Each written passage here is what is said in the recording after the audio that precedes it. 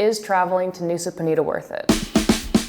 I'm gonna take you through my trip to Nusa Penida with my FujiX100V, and you can be the judge. But first, a quick introduction. My name is Jody. I'm traveling through Southeast Asia with my partner Chloe as we both take a leave from work. I'm just experimenting with different videos that I want to produce for YouTube, so this is one of them. If you've seen me before, you're probably wondering, why the heck are you in a crop top, okay? And if you've never seen me before, you probably think, why does it matter? Well, it's laundry day here in Bali. We're in Bali right now, and this is what we're working with, okay? So let's begin. So the first step of getting to Nusa Penida, well, the only step actually, is to get to Nusa Penida from Bali, you have to take a fast boat. Depending what port you're going from, it takes between 20 and 35 minutes. So if your TikTok is anything like mine, you've seen horror stories of these boats, but ours honestly wasn't that bad. So I did some research and I heard that the port at Sanur, which is the most popular port, is just chaotic and you often have to trudge through the water to get onto your boat. So I discovered a smaller port called Tribuana, and through a company called Ganga Express, we were able to take a very low-key boat ride, not busy at all, that was only about 25 minutes long. One cool thing about being at this more low-key local port was there was also some commercial boats going in and out. And when I say commercial boats, you're probably thinking like giant tankers, but no, these were really, really small boats that the crew was loading with construction goods. And when I say loading, I mean they were walking along the beach with like cement blocks on their backs to load into the small boat for it to go off. I love just seeing little glimpses of normal life in Bali because obviously, in general, Bali is quite a touristy place. From the port, we had about a 45-minute drive to our hotel, which was a bit further out of town than we anticipated.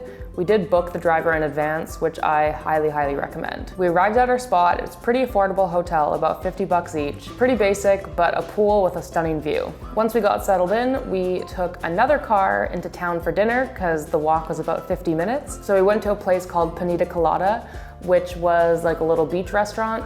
Honestly, it wasn't that good. Great reviews, not sure what happened that night. It's all good, we move on. Then we went to sleep nice and early for our next full day on Nusa Penida. So there were two super popular viewpoints we wanted to see, and basically all of Nusa Penida has a ton of day trippers over from Bali, so all of the attractions get really busy.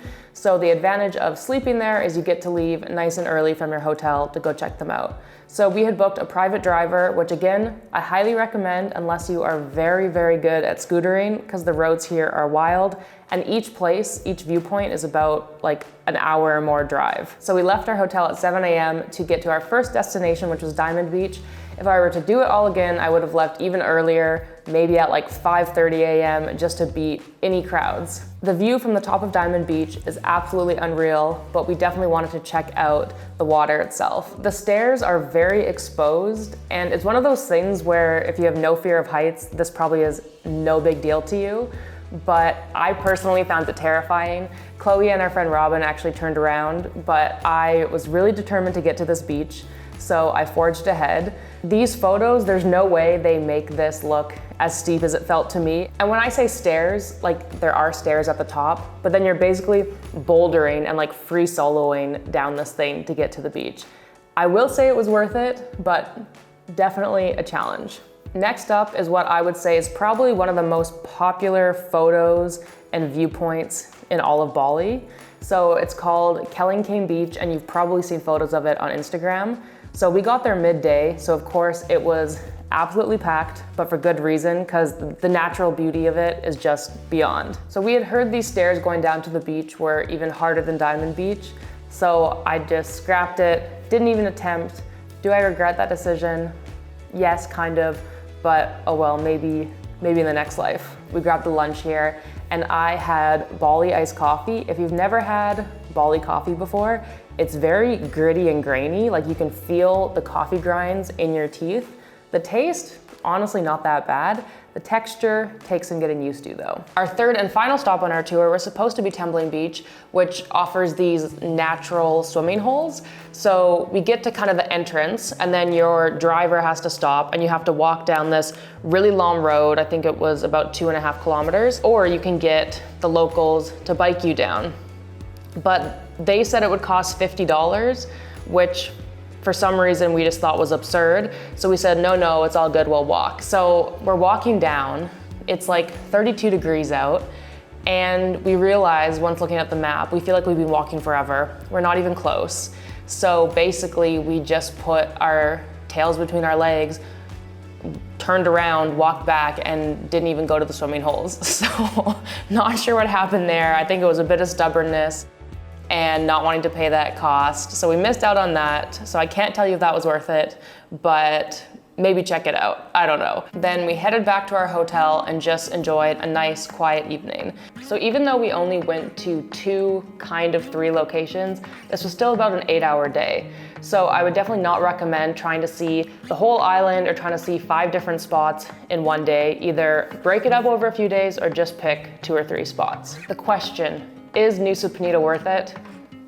I would say 100%. The spots are very crowded. Don't expect to be the only one there. They're gonna be packed, but it's still more than worth it. I think this is the perfect case of Instagram and social media being a double-edged sword, because on one hand, these spots are now overcrowded because of social media, but on the other hand, I personally wouldn't have even known about them without it. So I think the most important thing is, as you're traveling, as you're going to these spots, is show respect to the areas. Obviously don't litter, stay on the marked tracks, don't walk off where you're not supposed to, pay respect to the locals, and definitely tip your drivers. All right, that is it. So this was a bit of a different video for me, kind of like a photo journal, you know, one of those old school slideshows parents used to show when they got back from vacation. That was kind of the vibe I was going for. So let me know what you think of it, and I will see you in the next video. Okay, did all of that record? No one knows.